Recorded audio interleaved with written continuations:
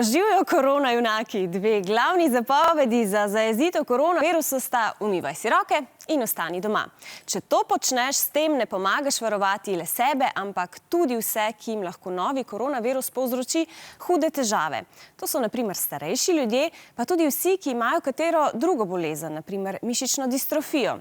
To je skupina podedovanih bolezni, ki se razvije v zgodnjem otroštvu, zaradi nje pa so prizadete vse mišice v telesu.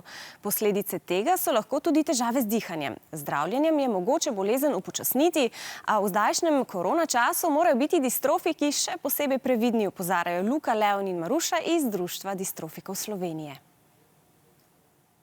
Jaz sem Luka, obiskujem osnovno šolo Gorje in hodim v 5. razred. Šolanje na daljavo mi je všeč zato, ker lahko zjutraj začnem kasneje in potem tudi malo dlje pospim. Po zajtrku začnem delati za šolo.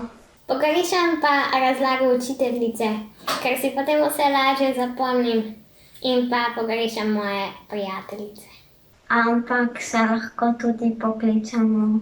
Za likovno moramo narediti projekt grad. Nekatere stvari moramo narediti v delovnem zvezku, nekatere pa prepišemo v zvezek. Najraje matematika. 4-krat na teden se po Skypu ali Viberu vidim z strokovnima pomočnicama. Rišem, sestavljam pucle. Rad pomagam v kuhinji.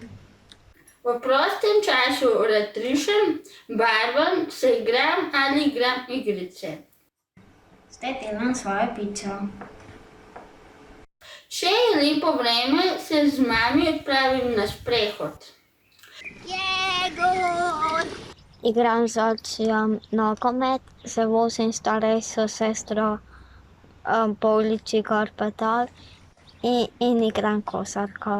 Rišem, sestavljam pucle in igram igrice na tablici. Piča je končana, zdaj lahko gre v pečico.